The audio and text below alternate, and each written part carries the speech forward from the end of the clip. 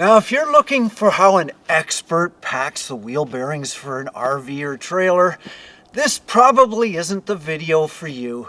But if it's your first time, like it was for me, I think there's going to be some useful information because I can pass on how I did it and what I learned.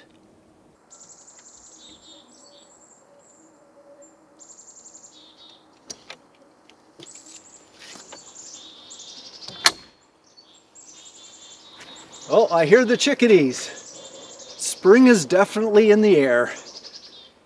And with spring comes spring RV maintenance. I got to work on my trailer. Now most of it is de-winterizing, removing the insulation from the windows. Not going to need that anymore. Also replacing the lithium battery, which I've had in storage. It was just too cold to leave out here. But the big thing I'm going to do this time is look at my wheel bearings. Now I've been RVing for at least 8 years now, and the truth is I have never done a thing with wheel bearings. No packing, no inspection, nothing. Because it was one of the big bonuses of being in a big city is there was always somebody that could do that for me, and I didn't have to do anything. It was either an RV place or a manufacturer, whatever. But now I'm in New Brunswick, rural New Brunswick, and there's nobody to help me for miles and miles and miles. Looks like it's time for me to get a little dirty and try it myself. I think I'm going to need some gloves for this.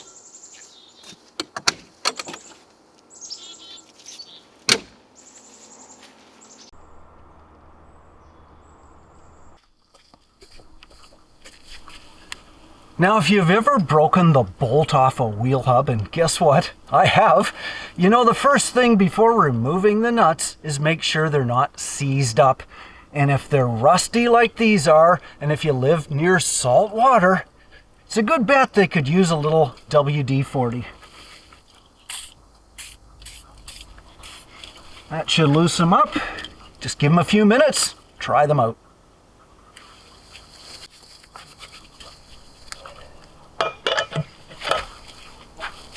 That's better.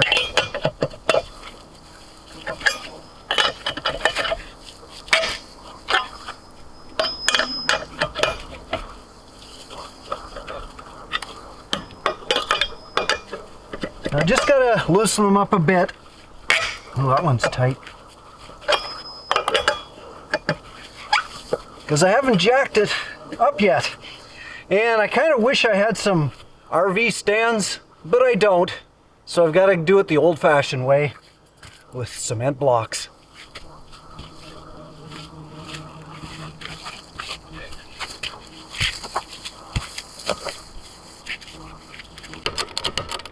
Bottle jacks are real handy for this, but if you're on the road, your tow vehicle's tire jack would also be fine.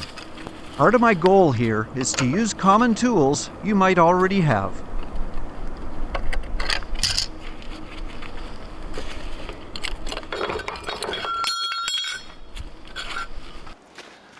Well, I've got the one wheel off the ground. I'm only doing one side at a time. And I should have mentioned, I put the chocks on the other side when I jacked this up. Cement blocks there, cement blocks there. I also extended the trailer jack in the front just to give it that little bit more security. But this wheel is free moving, so I should be able to loosen those off now. And yeah, I know pneumatic tools are really cool. I just don't have any. Old school.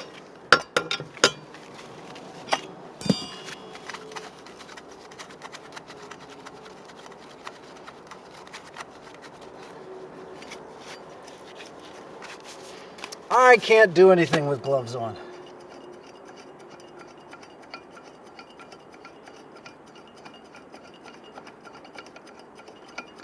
These are long. There we go. I guess I should have had a container. Oops. Let me see what I got.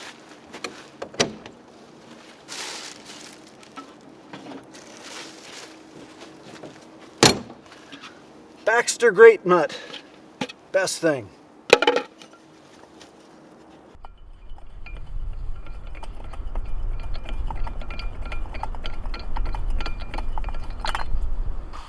Okay, let's find out what's in there.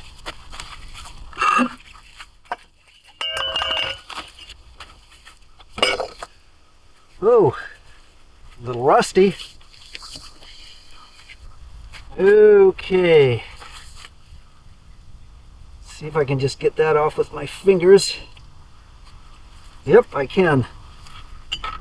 Now, this is going to be really rusted on here. I think I'll have to give it a light tap.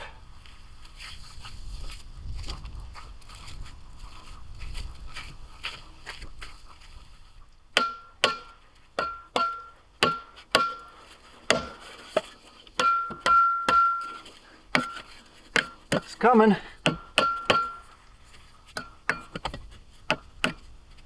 There we go. Now for the rest of this, I'm going to need my glasses. Lots of grease. Many different colors. I believe that's a clip.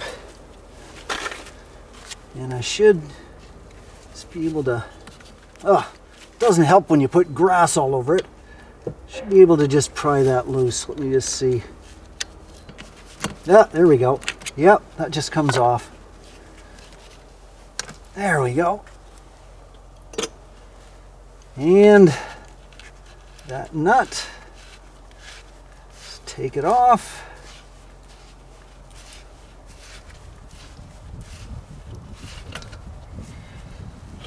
So far, so good.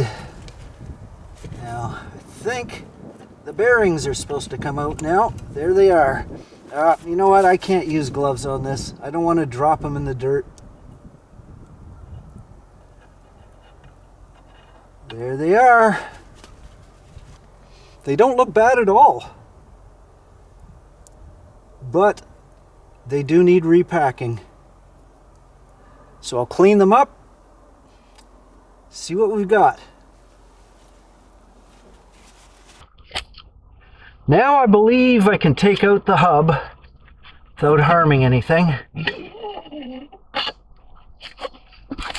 Oh boy, a little rusty in there.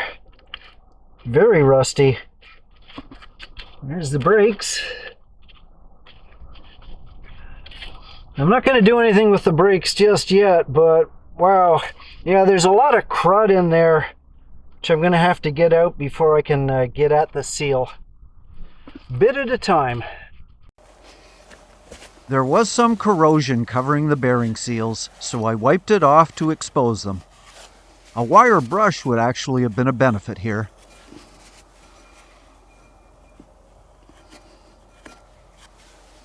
Now there's actually a special tool for removing seals called a seal puller. They're not too expensive, but I just didn't have one.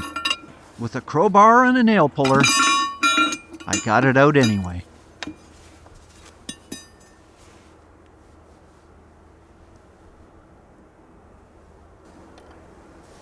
Now it was easy to pull out the bearings.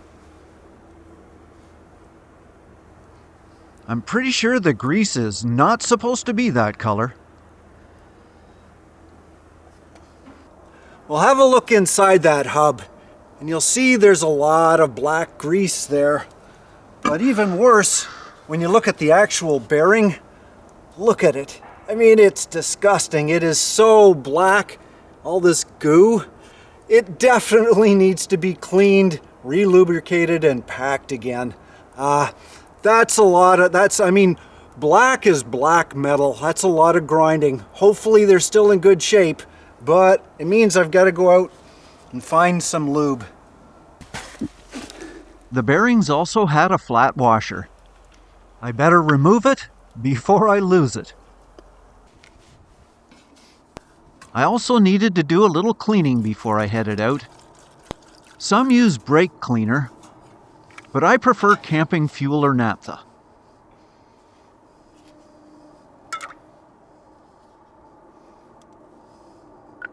You might want gloves for this, though.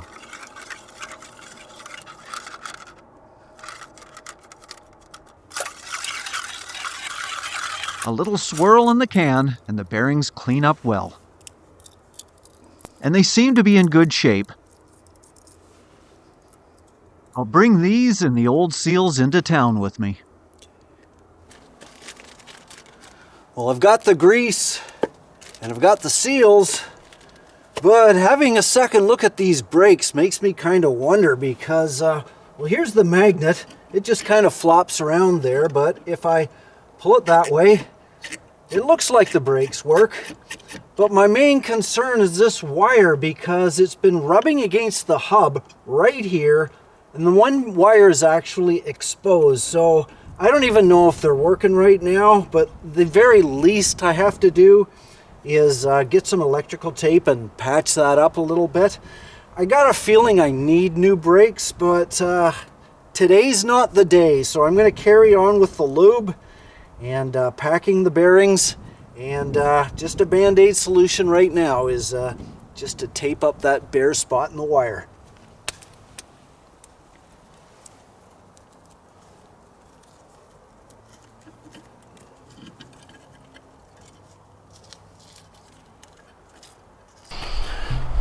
Okay, the bearings are all cleaned up with camping fuel. They look like they're in good shape. I don't see any wear, but what do I know? I'm gonna reuse them. I could replace them, but if I don't see anything wrong with them, I'm not gonna replace them. And I've got some grease. This is Valvoline Automotive Multi-Vehicle High Temperature Red Grease. Napa recommends it, and Napa knows a lot more about it than I do, so that's what I'm going to use. This is the red stuff. I know the stuff I took out was blue. Red, blue, it's all pretty. As long as it works, that's all I care. So, open the can. Definitely red. Now, I guess I should probably put some gloves on for this. Do you have any? Little blue gloves. Of course, I can only use one. How else would I operate the camera, you know? Okay, now I've seen this done. They typically just start at the bottom.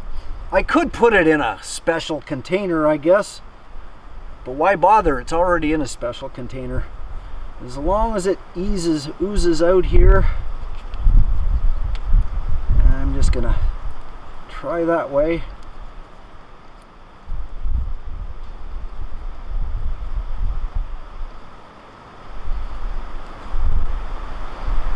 Yeah, it's not going through. Okay.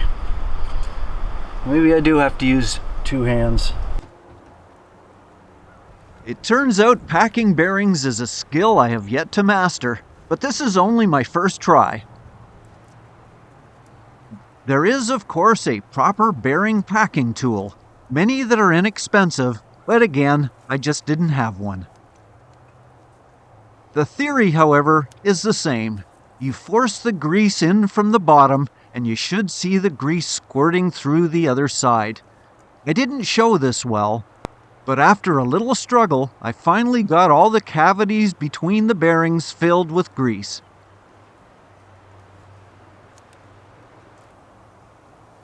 I also used the bearing grease to lube the hole in the hub.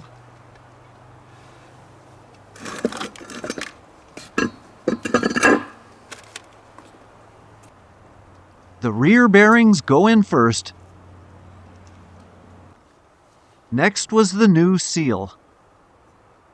Now you should never use the old ones, and since these are only about $5 each, there's really no reason not to change them out. Now here's something that did not work well. I thought a wood post and a hammer would push the seals in place, and they did. However, the post left sawdust in the shaft and sticking to the grease. It took me a while to clean this out. I highly recommend using something like a mallet instead of this. I also added some camping fuel to a cloth to remove any grease that was left in the brake area of the hub. You want that surface to be dry and lubricant-free. Before putting the hub back on, I also lubricated the axle. First the hub,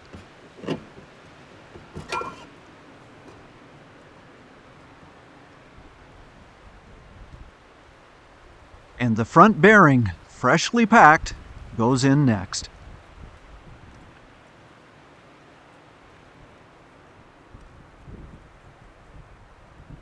A little more grease, of course.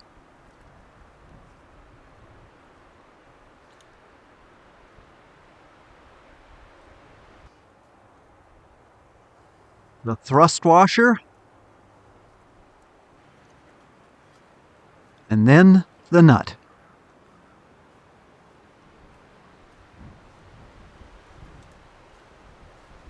I hand tightened this a little first. A little nudge with pliers until the axle started to bind, then backed it off a little. And then secured it with the clip.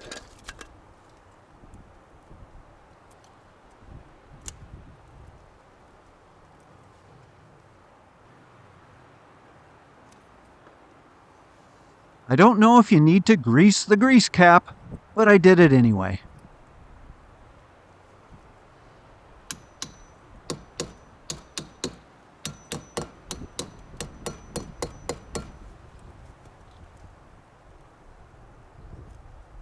Now I should have added the rubber plug before I put the grease cap on, but I got it in place anyway.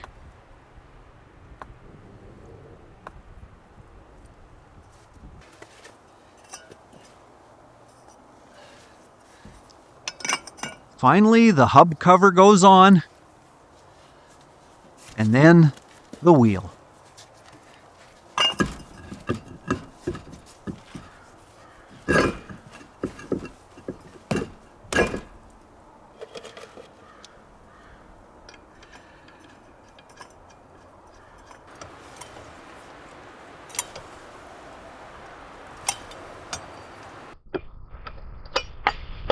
Okay, wheels back on. Tighten it up a little bit, then I can let it down. A little dirty, but hopefully it's going to work well. I'm a little suspicious of the brakes, but as far as the bearings go, it should be good for another year. Well, there it is. Bearings are all packed, both sides, and it really wasn't that difficult. It only took me a few hours, and the cost was a lot less than I expected. I had to buy 2 bearings and the grease. The bearings were $5 each and $10 for the grease, so under $25 I've got my bearings packed, and I'm really happy with that. And I didn't have to buy any additional tools, and I'm pretty confident that if I was actually on the road, I could do this no problem. Didn't have to make an appointment, didn't have to bring it into a big town and leave it overnight, and I didn't have to pay $200, so I'm really happy with that. But is there any lessons learned? Absolutely. The second time it's certainly going to be a little bit easier, and if I was to buy one tool, it would be the bearing packing kit. And they sell them on Amazon. I'm going to put a link in with this video. Only about $15, and I wouldn't have had to got, knee-high in grease trying to pack those bearings, and it would have been a more accurate job. Because that's what it's about. You really have to have those bearings packed well so that it rides on the axle and you don't have any wear. Now, as far as maintenance goes, I have a little grease gun that I carry with me. It just goes on the nipple right there.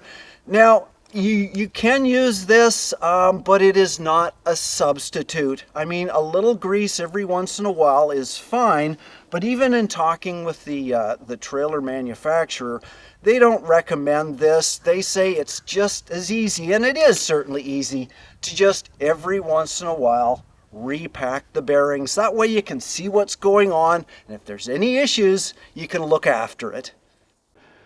Well, I hope this video has provided you with a little information to see if you want to try it yourself.